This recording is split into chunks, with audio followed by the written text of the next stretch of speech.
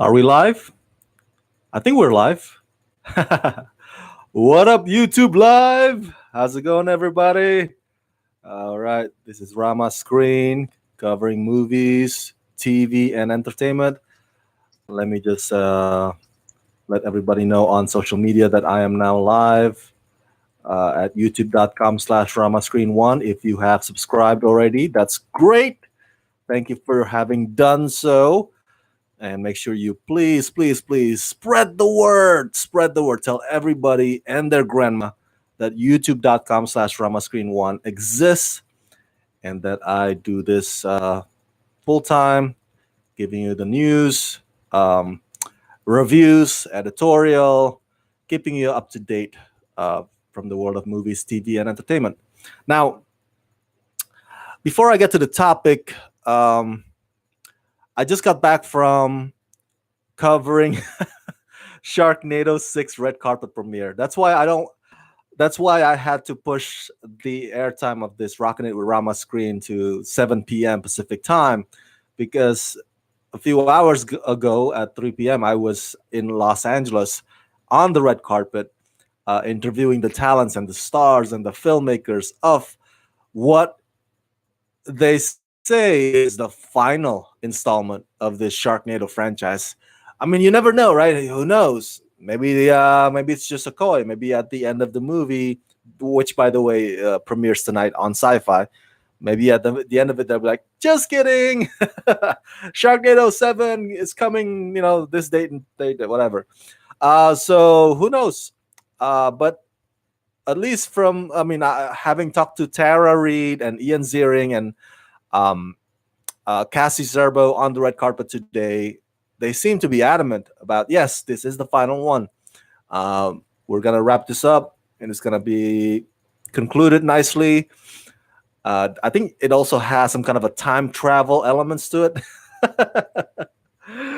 That would be interesting. I wonder if DeLorean would make a guest appearance. I mean, this is one franchise that's filled to the brim with all kinds of celebrity cameos. Celebrities as in like those who would show up on Dancing with the Stars kind of celebrity, not Tom Hanks or Meryl Streep celebrity. But yeah, I think yeah, it premieres tonight on Sci-Fi. Make sure you go watch it, Sharknado 6, if you are a fan of the franchise. Even if you're not, if you just want to watch a movie, of people killing sharks, flying sharks in tornadoes. And I think this one also has dinosaurs because they went back in time.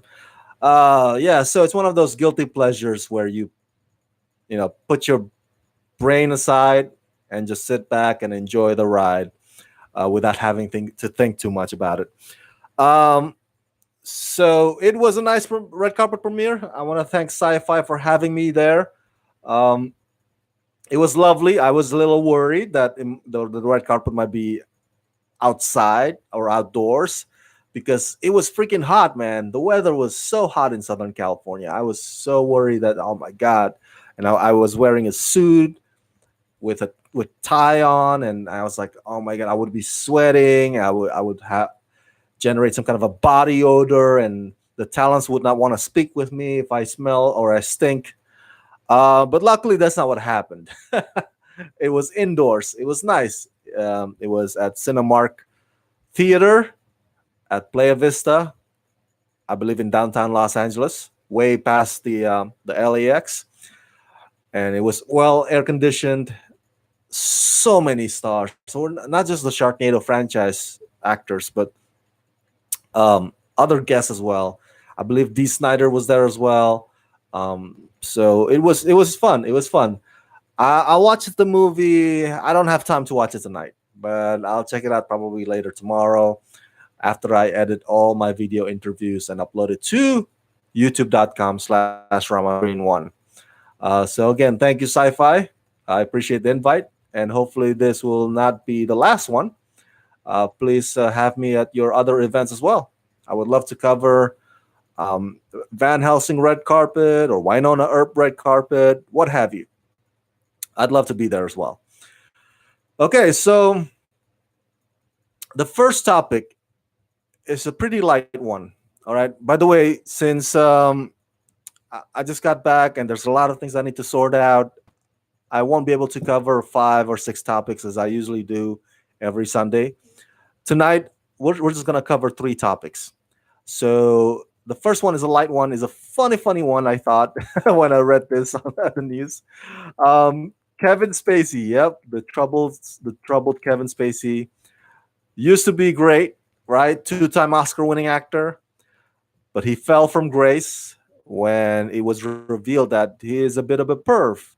He's a perv. He allegedly, I don't want to go into details, but he allegedly sexually harassed underage actors, including that one actor from Star Trek Discovery. And apparently, word has it that he's been doing this for years. So in 2017, of course, he was outed for that, and his career pretty much went into career jail. Nobody wanted to cast him or be associated with him anymore. Kevin Spacey is now a toxic name, so much so that even Ridley Scott had to recast the role that Kevin Spacey played in All About the Money. Oh, I'm sorry, All the Money in the World. Not All About the Money. What the heck? All the Money in the World. He recast him with Christopher Plummer, who went on to receive an Oscar nomination for that speed performance.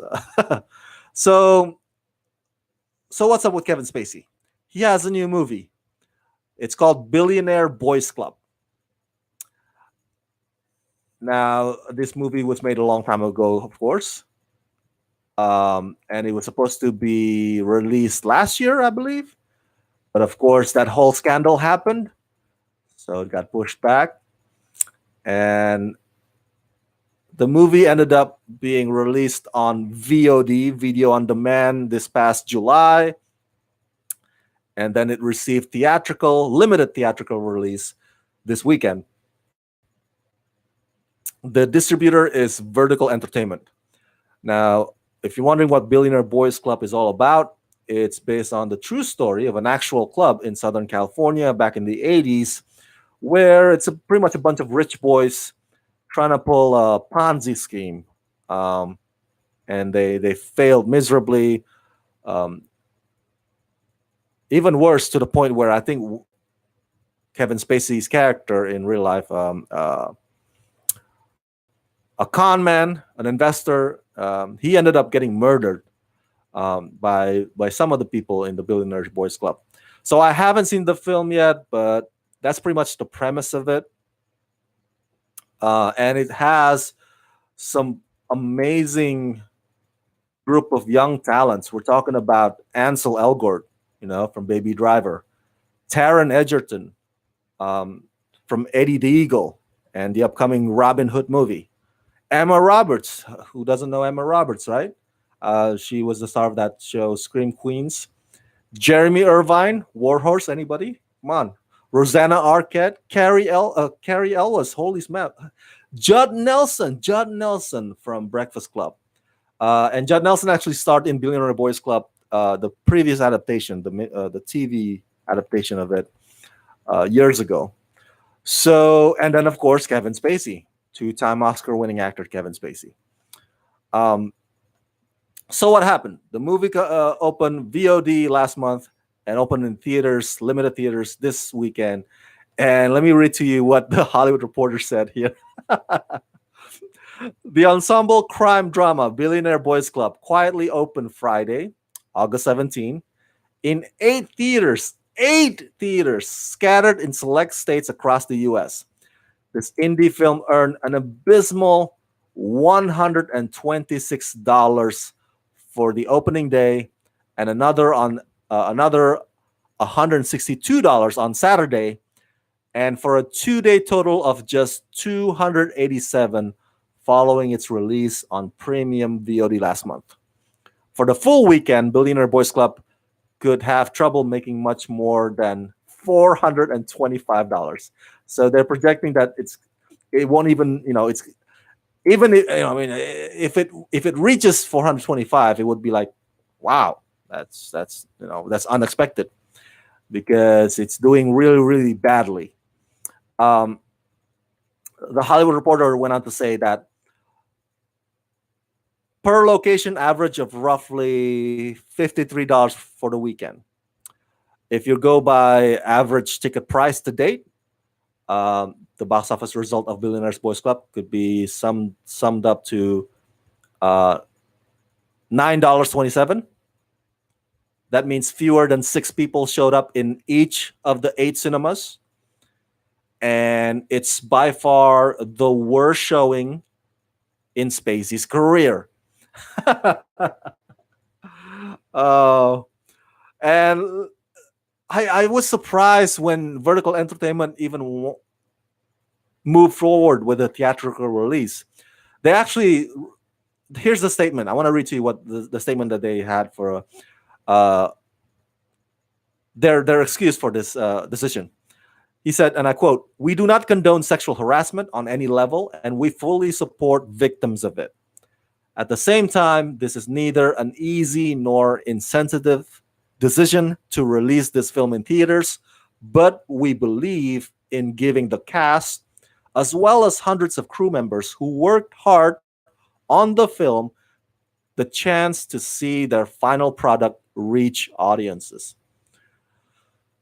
Okay, that's nice. That's nice, but you can see the final product on VOD. I still don't understand the push for the theatrical release. I still don't. It just seems, I don't know. It comes off like something that even the cast and the crew members would not be like. They would, if I were them, I would distance myself. I would be like, oh, yeah, I worked hard on that, but I'm gonna move on now. I'm gonna work on this other project now. So the idea was like, oh, they want this. They want to see their final product. Whether that final product includes Kevin Spacey's smuggy face on the big screen. So it's still weird for me, that whole statement. Um, Billionaire Boys Club is not playing in Los Angeles or New York. Another fascinating thing, because usually when a movie opens in select theaters, you know what that means, right? It usually says opens in LA and New York, and then it expands nationwide the week after that, or with national rollout after. That's usually the case. But not for Billionaire Boys Club. Um, the theaters are my phone keeps ringing here. The theaters are in the Bay Area, Phoenix, Detroit, Minneapolis, St. Paul, New Orleans, and the Hartford. Did I pronounce that correctly? Hartford, New Haven area, and Miami, and Sarasota, Florida. Wow, that's and the story is about these snobby group of rich boys in the 80s in Southern California, not in the Bay Area, not in Minneapolis. I mean, they were not from that region. The story is not set there. And holy smokes, the movie's top gross on Friday, $45, was earned at the Metro Movies 12 in Middletown, Connecticut, followed by the AMC Sundial in Sarasota with only $19. And only $9 was generated at the AMC Deer Valley 16 in Antioch, California. That means only one person showed up at the Deer Valley Cinema. Ditto for the Lakeville 21 in the Minneapolis St. Paul area, where the film earned $10 on Friday. So the reason why I'm sharing this topic is it's just hilarious, It's hilarious to see a movie with an amazing group of talents like Ansel Elgort, Taron Egerton, Carrie Elwes. You would think you would think that it would do better than that, but that goes to show how toxic Kevin Spacey is. Um, Nobody wants to, you know, have anything to do with him anymore. Um, which brings me to my final point before we move on to the next topic. Like, do you think and I'm bringing forward this question to you guys. Do you think there will come a time somewhere in the near future when Kevin Spacey's reputation and career could be rehabilitated? I mean, you know how it is with Mel Gibson, that anti-Semitic drunkard incident in 2006, I believe, and then years later, Hollywood forgave him, and then bam, Hacksaw Ridge came out. He got nominated again, in the Best Directing category. Will that happen to Kevin Spacey, or this is it? It's over with Christopher Plummer replacing him, and with Billionaire Boys Club doing so poorly. Is there no hope? Does this mean that there's no hope at all for Kevin Spacey to make a comeback?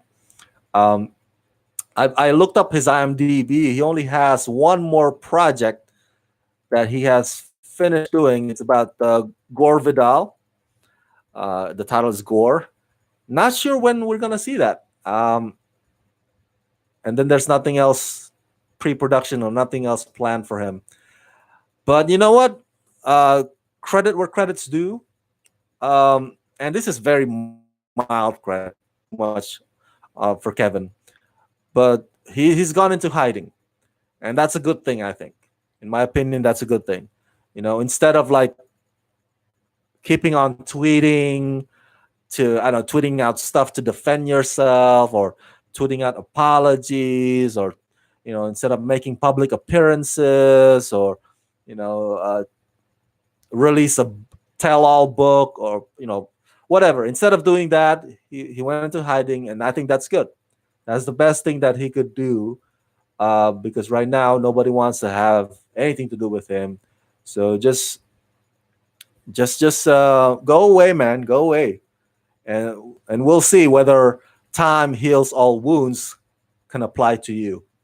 We'll see. All right, so that's on Kevin Spacey. The second topic, second to last. All right, so Crazy Rich Asians hit theaters this weekend. The movie actually had a 5-day opening weekend. It opened this past Wednesday, August 15th. So the box office results from this 3-day weekend for Crazy Rich Asians, it says it's $25 million. But if you take into account the Wednesday preview night and the Thursday number, it totals up to about 34 million for the 5-day opening weekend. So, congratulations, Crazy Rich Asians. As an Asian myself, right? Indonesia is part of Asia. I'm very proud of the film. I already mentioned in my review how I was skeptic when the film trailers hit the web. It looked like just any other romantic comedy, but with Asians. That's all it is. I was hoping for something more original, because we don't get this opportunity often. It's like, come on, my fellow Asians. Once in a blue moon, we finally get a movie that's just about us, and this is all we can do. Something that's been done or told before, but with just Asian faces. But after having seen the film, I must admit, man, it was a very, very well made film. Very well made, and Constance Wu just floored me. Oh, that actress from Fresh Off the Boat. She is amazing. You got to see her in this movie. It's a must-see performance from her. That said, yes, it is still not an original story. I don't mean it by like it's based on a book, Rama. Of course, it's not original. Yeah, it's an adaptation. But what I mean is, yes, it's still just like any other romantic comedy. Like if you replace the rich characters with British aristocrats or other ethnic or other ethnic royalty, you'll get the same story basically. And I told my friend the other day that Crazy Rich Asians is basically if Coming to America movie was about Eddie Murphy's girlfriend visiting Africa to meet Eddie's family there. So yeah, it's not that original, people. Um, so, but still, it's a good thing. I don't want to rain on anybody's parade. I don't want to rain on my fellow Asians. They are loving Crazy Rich Asians and they're having fun. And you know what? I don't want to be a buzzkill. Go have your joy. I know a friend of mine has watched it like 4 times in the theater. How have at it. More power to you. Get go rocket, man. Topic is, now that Crazy Rich Asians has arrived. Now what? What's next for the Asian filmmaking community? And I'm challenging you with that question is because, um, and I brought this up with my friend who is a fellow Asian and a fellow critic, and he liked Crazy Rich Asians. I told him like, okay, this is good, fine. We have Crazy Rich Asians. I'm glad. I love the movie. That's fine. It's a good movie for what it is, but don't stop here. Okay. Um, we had Joy Luck Club about more than a couple decades ago, and now we have Crazy Rich Asians. Let's not wait for another 25 years to make another Asian movie just to remind Hollywood and everybody, hey, here's what we eat. Hey, here's how we dress. Oh, hey, here's how we sing some of your popular songs. Uh, Now, I'm not trying to poo-poo on the heritage and the culture aspect that movies like Joy Luck Club and Crazy Rich Asians bring forward, and that's a good thing, right? We got to remind the Hollywood and this industry how Asians should be depicted. That we are not some kind of token characters. Oh, we'll cast an Asian for computer nerd roles, because Asians are smart, right? Or like, oh, we'll cast Asian as doctors, because most doctors are Asian, right? No, or South Asian. So it's a good thing that movies like Jola Club and Crazy Rich Asians exist to tell the world, hey, we can do more than just we can do more than just the stereotypical roles that you give us. Um, and Hollywood only cast for the longest time. Hollywood only cast Asians if they can do kung fu or martial arts. It's like, hey, we don't have to always kick butt. It's arrived. I suggest to my friends, let's cover all the grounds of storytelling. All right, let's not let's not dwell on this magnanimous arrival of Crazy Rich Asians, and then boom, there's no other effort after this, and then like I said, we have to wait another 25 years to make another one to remind everybody. No, let's cover all the grounds of storytelling, and by that I mean, like for example, the movie Searching, the one that comes out next weekend. That is fantastic. That movie. If you guys haven't seen it yet, it's one of the best movies of the year in my book. It stars John Cho. He's the lead, and he's basically his daughter went missing, so he went trying to look for her, and it's all done in a screen life kind of gimmick. But it's such a well written story, and the movie doesn't make a big deal of him being Asian. It's not about, hey, look what look all the Asian food that we eat. Oh, look at the Asian outfits. And there's nothing wrong with that. I'm just saying there's nothing wrong with that. I'm not poo-pooing Crazy Rich Asians and Joy Luck Club. Once in a while we do have to showcase our heritage and culture on the screen. But let's also make movies where the Asians can be leads, and it's not necessarily have to be an Asian movie. It could be just a movie. That's why I also love that other the new Netflix movie, To All the Boys I've Loved Before, starring Lana Condor. I hope I pronounced that last name correctly. But that's a fantastic rom com. She's surrounded by a supporting cast that's not Asian. And oh my god, I was like, and she's the lead. And it's not a stereotypical Asian role either. Oh, so I love that. That's refreshing. Let's have more of that as well. Um, I mentioned to my friends, I believe last year, that part of the reason why we don't see, or maybe once in a blue moon, we'll have a movie with Asian leads is because we don't have prominent filmmakers to push for that. Like, for example, the African American community, they have um, folks like Spike Lee, folks like Tyler Perry. Granted, Tyler Perry's movies are, to me, they're hit and miss. Some of them I enjoyed, some of them are like, what? Just crapolas. But at least they're like, they're making movies, casting black actors, and they cater to the black demographics, and that's okay. That's good, right? We don't have that in the Asian. We don't have prominent. So I don't know if John Chu, the director of Crazy Rich Asians, um, I don't know if he's gonna kind of take that mantle and run with that and make more of these kinds of movies with Asian leads. I don't know.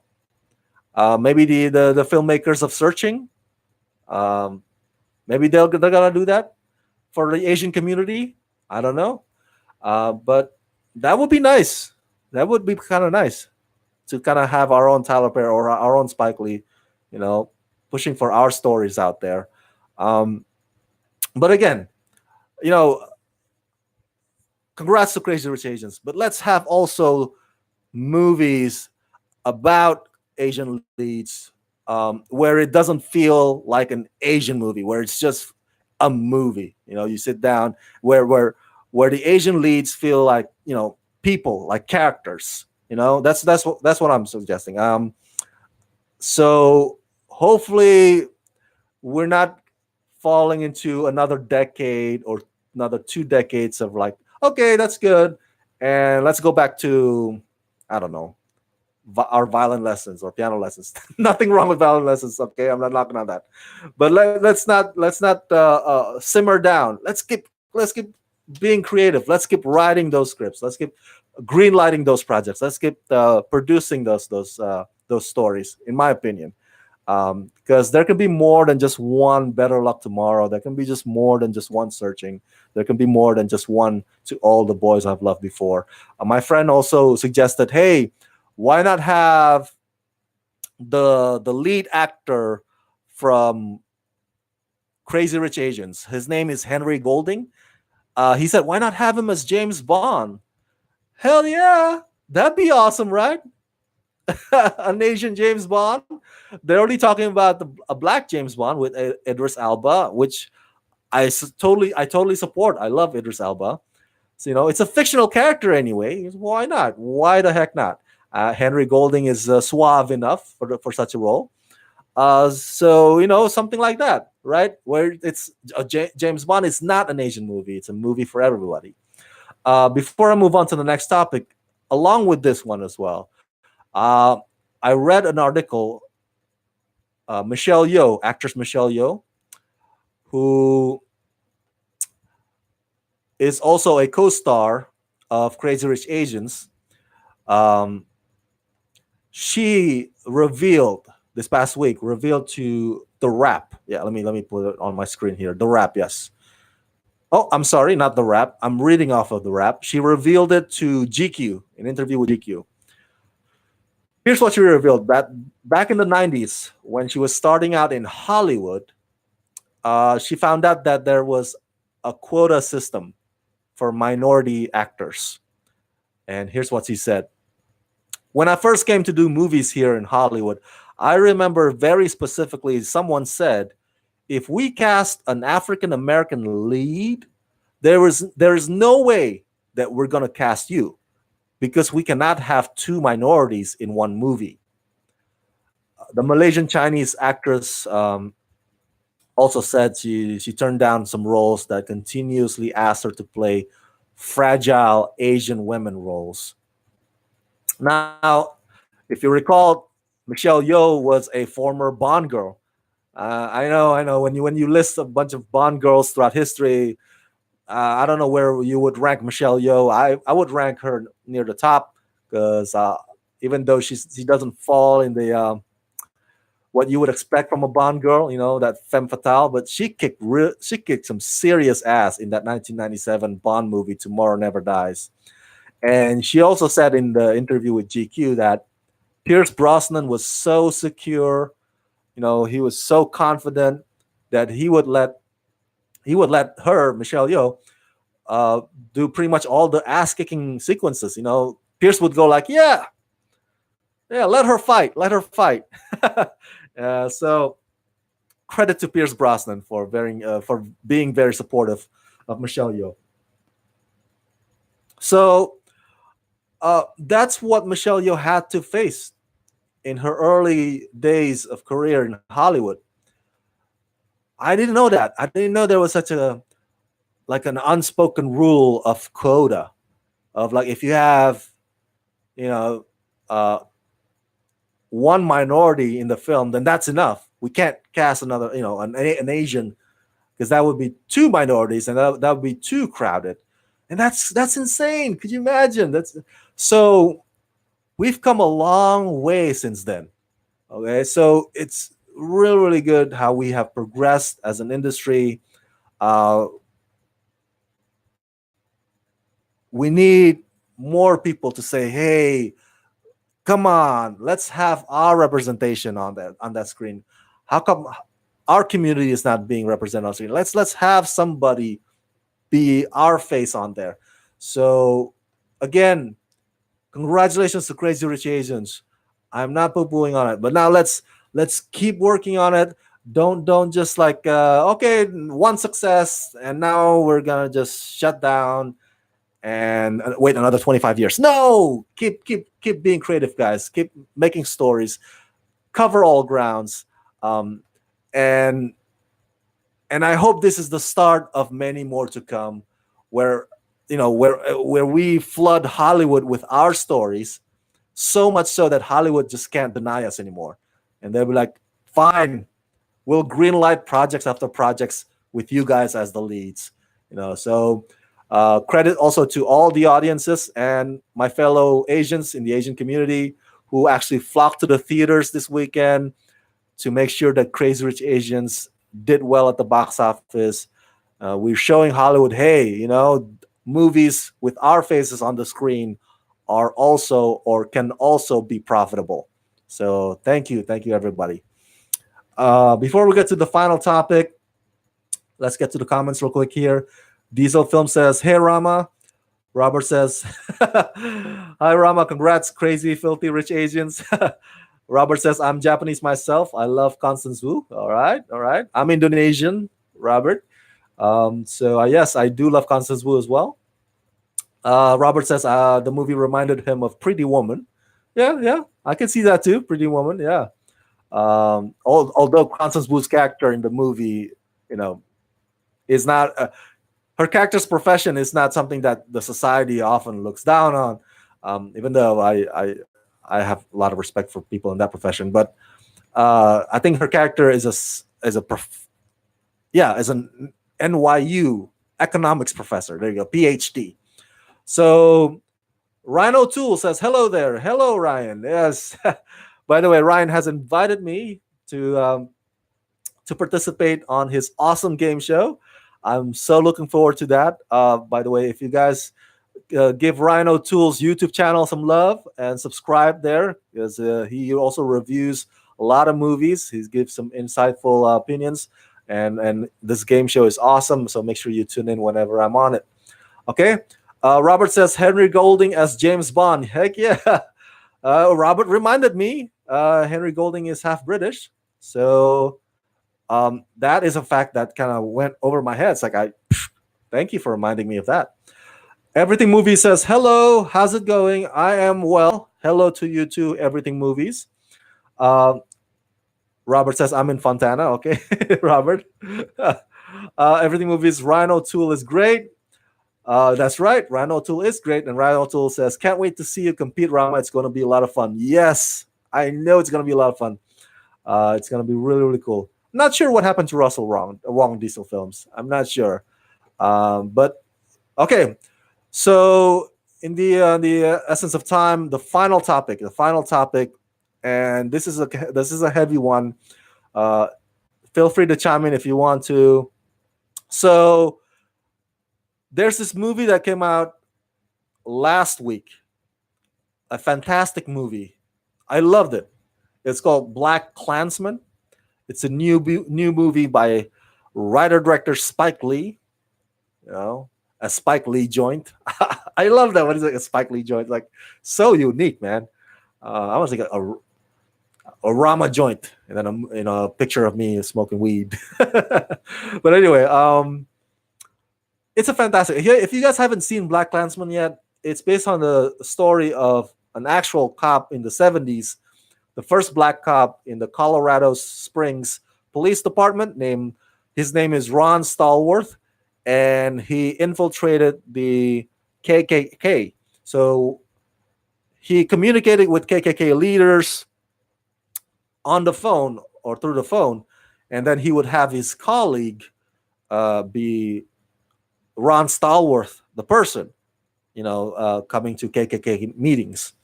And so that colleague in the movie is played by Adam Driver. I thought it was a great movie. I loved it. Um, I mean, I've never read Ron Stallworth's memoir, so I don't know how close to accurate the events are. But which brings us to the topic at hand. Boots Riley. Boots Riley is another filmmaker that I respect. He came out with another awesome movie I think, last month, I believe.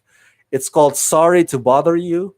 Now, if you guys haven't seen Sorry to Bother You, it's basically, in a nutshell, it's a comedy satire. There you go. It's a satire about the telemarketing industry and about how the powerful is taking advantage of labor force.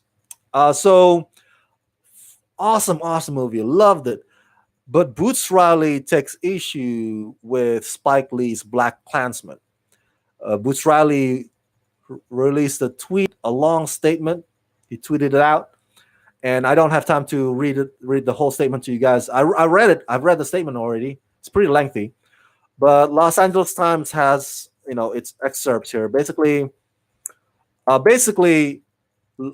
Boots Riley accuses Spike Lee of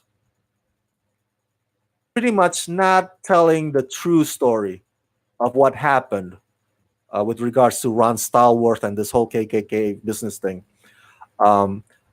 So Boots Riley says, hey, there's a lot about that movie that's made up.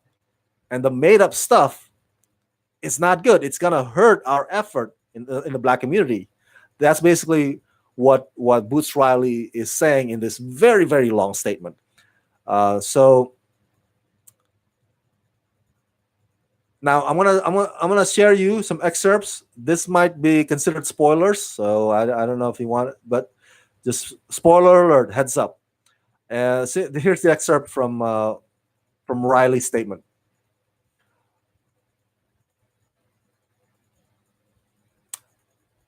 Oh, let me give you the context. If I give you the excerpt, you'll be like, Rama, what's he talking about? So in the movie, Ron Stallworth attends a Black radical organization meeting. And in the movie, he only does it once. He only attends it once. And then for the rest of the movie, it's all about him infiltrating the KKK. And basically, Boots Riley says, hey, that's not what happened. All right. Ron Stallworth was a part of a very intricate effort where he actually attends and infiltrates the Black group for 3 years. So it's not just like a one-off, one-time thing. So in Ron Stallworth's, in Boots Riley's statement, he's saying that Ron Stallworth is somewhat of a villain.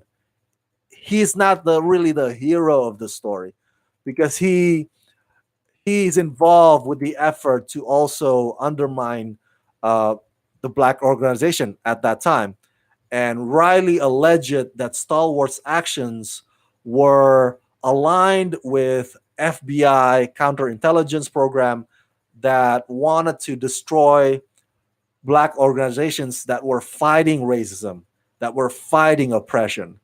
Um, so he's saying like that's part of the made up stuff. Another made up stuff is that the colleague in the movie, played by Adam Driver, in the movie he's Jewish, and Boots Riley says no, no, the colleague was not Jewish.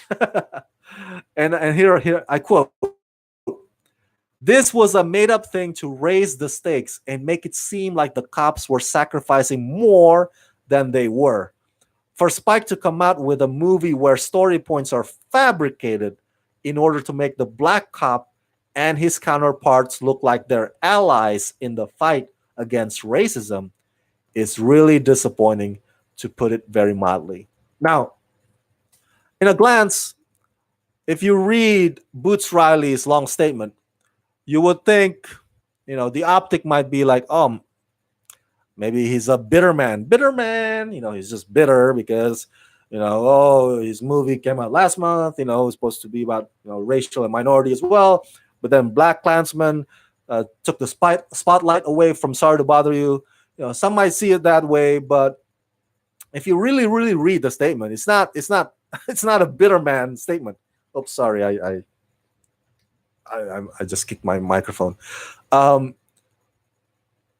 Basically, what Boots Riley's trying to say is like, hey, in today's age where Black Lives Matter is trying to bring to people's attention about police brutality and police's continued racist attacks against unarmed black men, for a movie like this to exist, where it makes it seem like cops in the 70s, when it was more corrupt and when it was dirtier back then, the cops were, to paint them as some kind of allies in the effort, it's really disingenuous. That's basically what Boots Riley is trying to say. It's like it's basically saying to the movie, sort of saying to the black community, hey, let's not focus on the police brutality. Let's focus on what we do to each other, how we can, improve how we treat each other, which is fine. But we also need to focus on the police brutality. That's what Boots Riley's trying to claim. So let's not all kumbaya here, because that's what the Black Klansman's trying to do. So that's what I get from his lengthy letter. It's not a bitter man's letter. And I can understand his point of view, because last month, Sicario, Day of Soldado, with regards to that movie, specifically with its policy on, that the war on drugs, that's the only way to eliminate the violence, eliminate cartels. Like, just kill them all, just behead them all, just make a turf war, make it seem like it's going to be a cartel war so they could kill each other, and that's it. More violence is the answer, when the answer is actually legalize drugs. When you push alcohol in the black, when you made alcohol illegal in the Prohibition era, what happened? Mafia came into power, right? You push it into black market, so the mafia was more powerful than ever. So whenever all the problems were taken care of with bullets and violence on the streets, but as soon as they legalize alcohol, any problems are not settled on the streets, not settled by bullets. It was settled in courtrooms with suits on.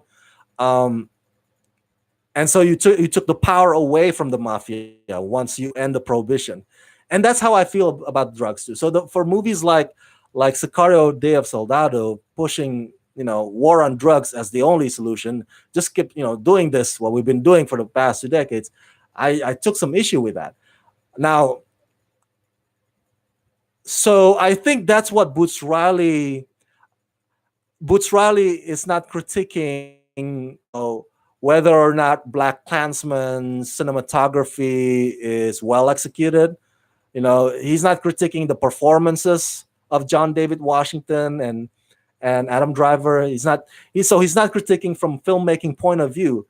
He's critiquing it from political point of view, which is what I did with Sicario, Day of Soldado. By the way, Sicario del Soldado, as far as film goes, it's a very well made film. I got no trouble with how it was shot.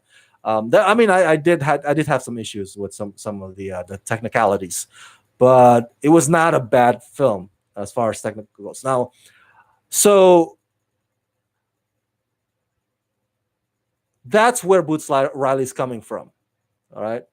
If you're saying that, well, Boots Riley seems to just want to point out things that are not, uh, or things that Spike Lee did for the movie, or do it out of creative license. Okay, that's a fair argument, right? If you add stuff or if you made up stuff to make the story more interesting on the screen, that's not news. Everybody's done that for years in the cinema. You add stuff in, because otherwise, if you don't add stuff in, then the movie would be 20 minutes long. There will be no conflict, there will be no arc, and that would be boring, right?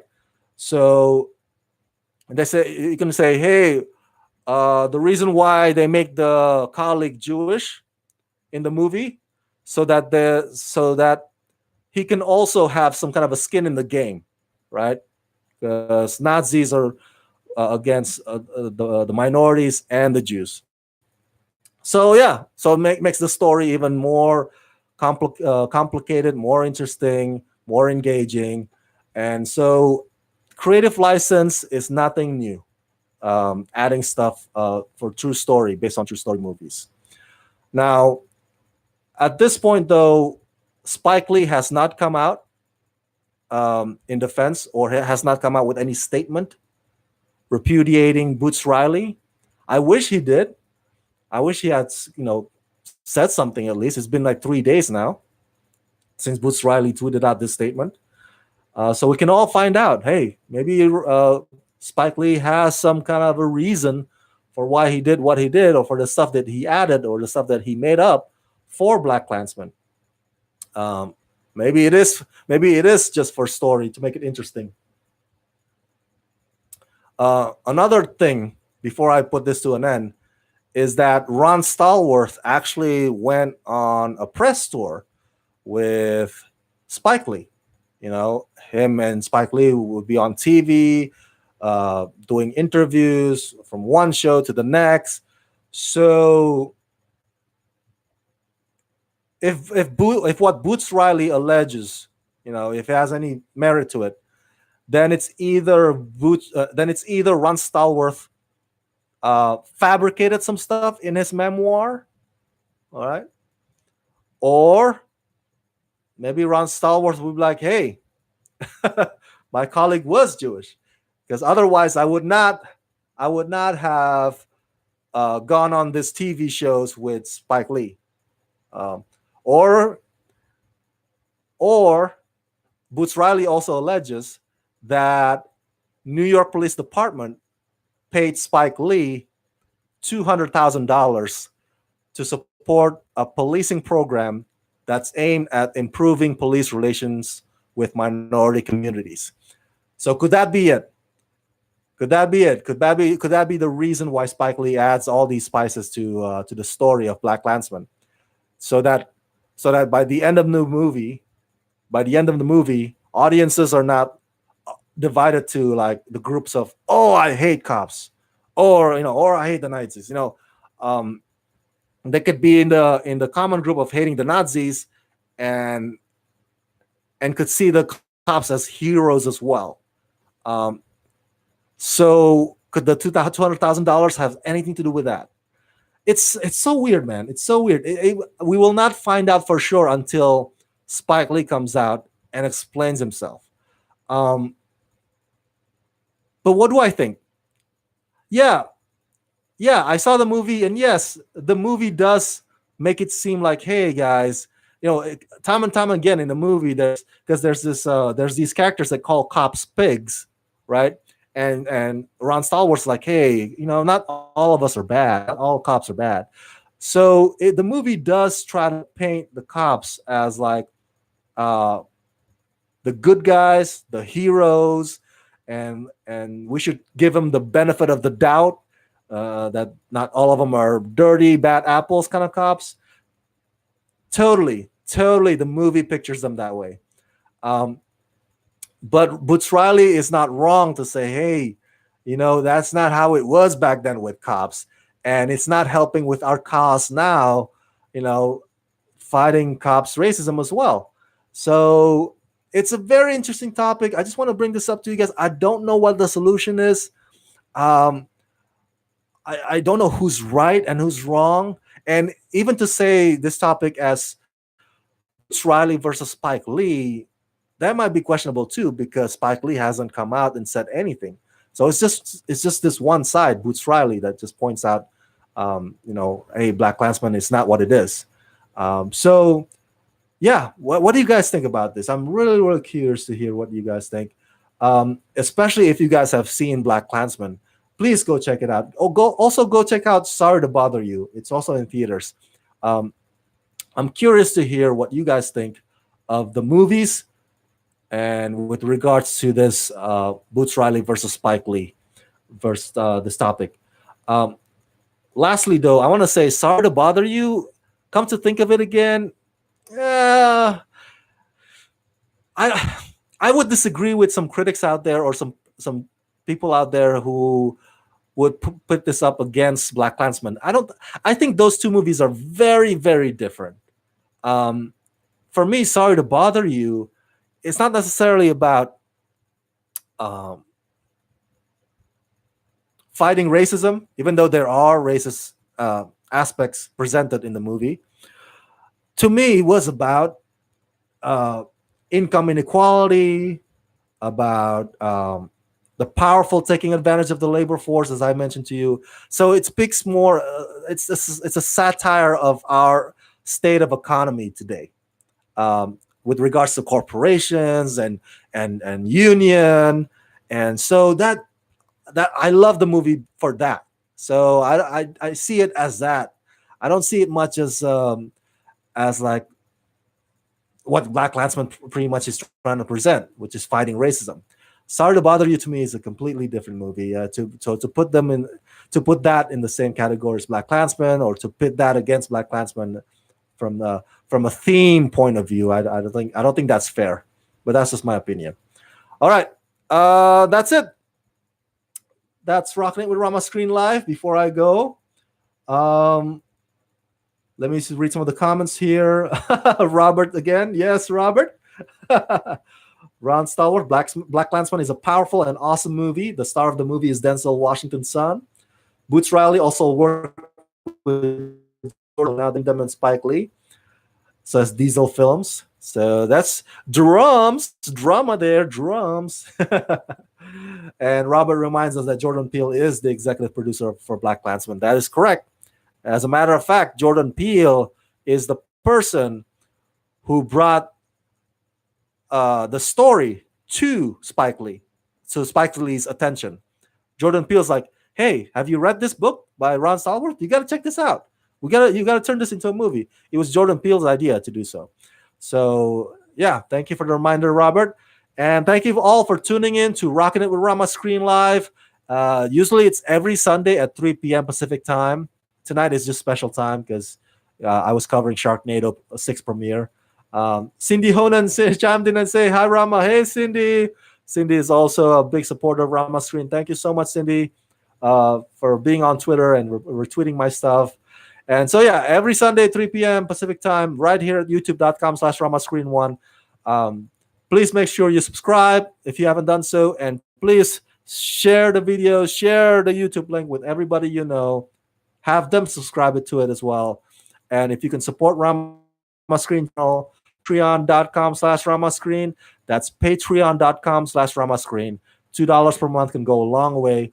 It'll help me with my costs and expenses when I do premieres and interviews. So please help support the channel. All right. Thank you, everybody. Till next time, let's rock this.